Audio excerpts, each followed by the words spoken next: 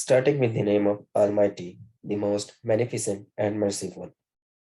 Assalamu alaikum. Welcome to Little IELTS Master. This is Muaaz Tousif and I am from Lahore, Pakistan. From today onwards, I would deliver IELTS session through this channel. Owing to couple of objectives, I have taken this initiative to teach IELTS classes through this platform. Firstly, I would like to introduce those with the IELTS who are either totally unfamiliar with the IELTS or are not much familiar with the IELTS so far. And secondly, to those who are struggling to achieve their desired score, like 7 plus end scores. So without wasting time, let's get straight into it. Lecture 1 goes with the introduction of IELTS and basics of IELTS modules. So, IELTS stands for International English Language Testing System. And if we talk about English language testing, it started in the early 20th century and it is divided into three stages. First stage is prior to World War II and second stage start after the World War II to until 1990. And the third English language testing stage started in 1989 and this stage deals with the IELTS. So we can say that IELTS is basically third generation of English language testing. IELTS is English proficiency test and if you want to test your English capability, you can take IELTS exam to attest that. And IELTS is owned by three international institutes. First one is British Council, second is Australian Education Organization, and third one is Cambridge Assessment in English. Well, there are a couple of purposes to take IELTS exam. If you want to apply for higher studies in the foreign countries or work experiences, and lastly for immigration purposes or might be some other professional purposes. There are two test types of IELTS. First one is the academic IELTS, second one is known as general IELTS training. Both are somehow similar, but there are a couple of differences I would like to point out here. First one is they both differ by their purposes.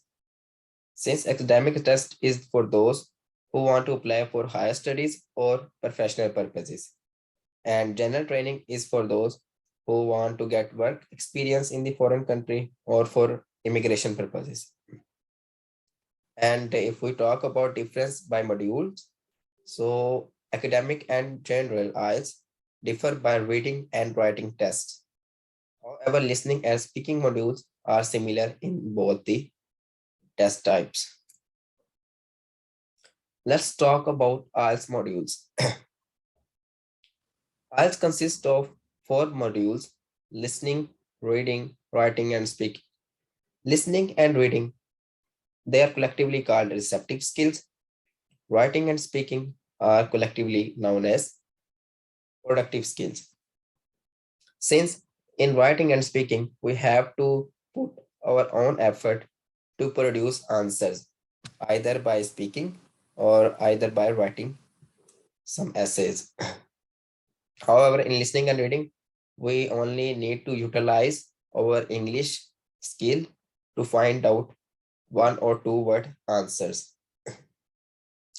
Each module has it separately on 9 bands, and there are total of 9 bands in IELTS. So there would be average of each the all 4 modules to get overall band score.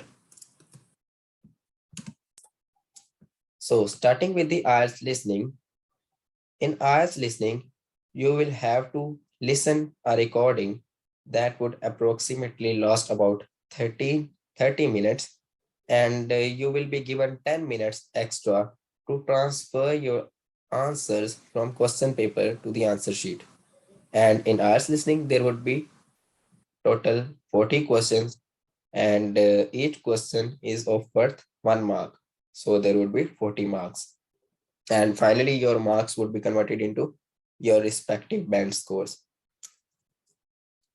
IELTS recording, listening recording is basically in couple of accents. There might be British accent, Australian, American, or Canadian accent.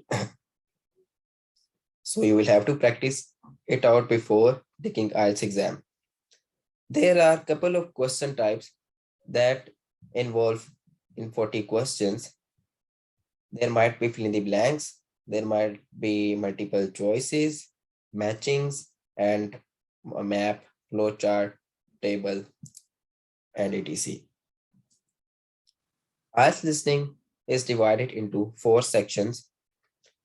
Actually, part 1, each section consists of 10 questions, so there would be collectively 40 questions. Part 1 is basically a conversation in some kind of social context. Part 2 deals with the monologue, which is set in some kind of social context. Part 3 is actually the education or training conversation. And lastly, the part 4 is about academic subject. There might be some science or research recording. In part 1 and part 3, in part 1 there are 2 speakers, and in part 3 there would be 2 or more than 2 speakers. In part 2 and part 4, there would be only one speaker speaking in monologue or some kind of academic subject.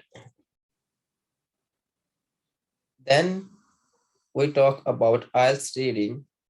There are 40 questions that are divided into 3 passages, and each passage consists of 800 words to 1000 words. So there would be collectively 2500 words approximately, but there is a range that Cambridge has authorized, that is from 2300 words to 2700 words. So this is the word limit for the 3 IELTS passages, and you will be given for 60 minutes of total to find out the 40 answers of the questions, these 40 questions. What are the question types? Let's see. So in IELTS reading, you will face multiple choices, short answers, writer's claim or suggestion, that is also called yes or no given type questions, then matching headings, sentence halves or features, table or node or summary completion, and diagram labeling. It is not necessary that all these question types must appear in one IELTS reading test. There would be a combination of different question types. So in passage 1, there would be 13 questions. Similarly, in passage 2, 13 questions. And finally, the passage 3 would consist of 14 questions. The typical difficulty level in IELTS reading increase in the ascending order. Passage 1 would be the easiest one, and passage 3 would be the typical one.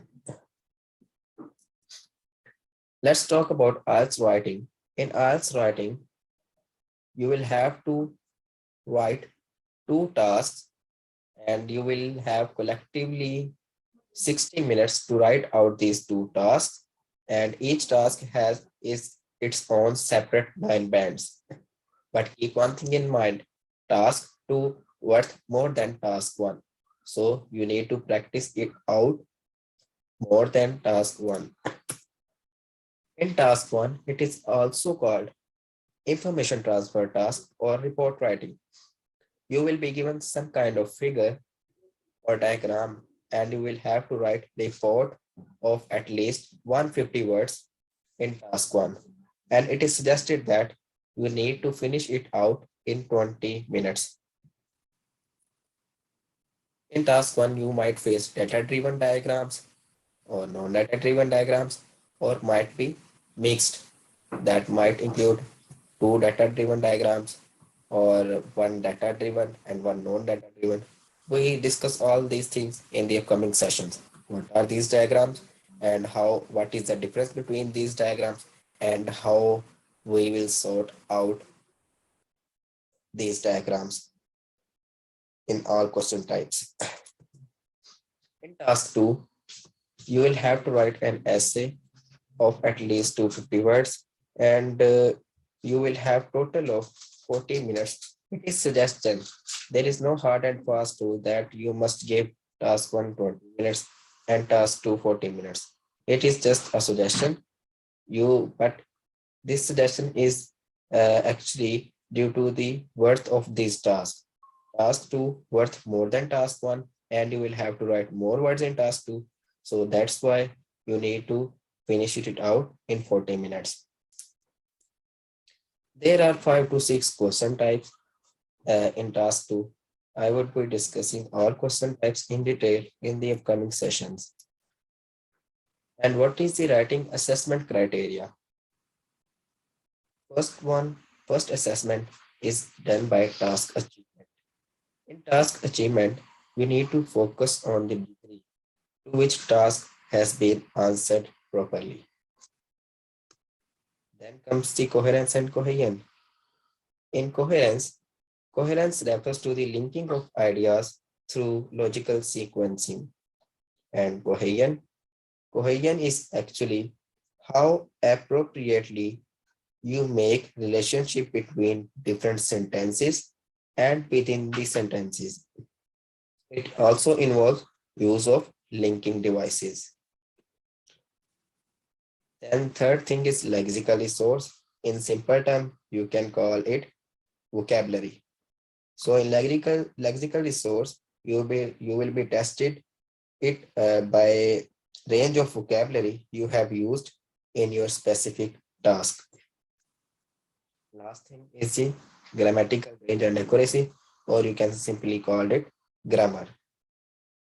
In this assessment, you will be checked out by your range and accuracy of grammatical resource. This include variety of sentence structure, how frequently you use complex, compound, or conditional sentences, and grammar and punctuation. All these things are the part of grammatical range and accuracy. Then finally, we talk about IELTS speaking. It is also called oral interview, and it is divided into three parts. Overall, the IELTS speaking lasts about 11 to 14 minutes. You will have one-to-one conversation between the examiner and the candidate in IELTS speaking. Let's discuss out each part separately. In part 1, you will be asked some general questions that would be regarding your introduction, family, home, and your interest and hobbies, etc. And part 1 lasts about 4 to 5 minutes. In part 2, it is also called a long turn, and this part lasts about 3 to 4 minutes. In this part, you will be given a cue card and you will have 1 minute of time to prepare that cue card. And in cue card, there would be one statement regarding certain topic and 3 to 4 questions mentioned below regarding that topic. So you need to clear it out in 2 to 3 minutes. Then after the 1 minute preparation time, examiner will ask you to describe that topic in 1 to 2 minutes. Then comes the part 3. Part 3 involves the discussion. So it is also called follow-up questions of the part 2. The topic that you will face in part 2 will be discussed in part 3 in detail. You might ask 5 to 7 questions in part 3 regarding that topic, and this part lasts about 4 to 5 minutes. What is the assessment criteria of listening? Speaking. First one is fluency and coherence. In fluency, It is quite simple. How fluently you speak without error. So this will be tested. And coherence, I have already discussed it out in the writing assessment criteria. So this is the same.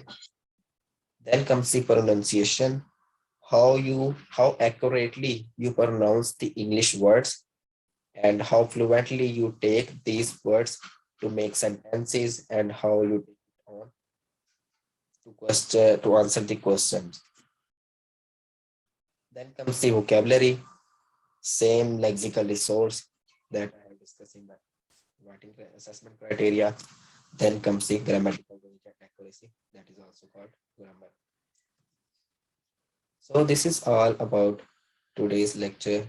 If you have any questions, please let me know in the comment section, and please do give feedback of this video in the comment section. If you like the channel, subscribe it and share it in your social circle. Thank you. Allah Hafiz.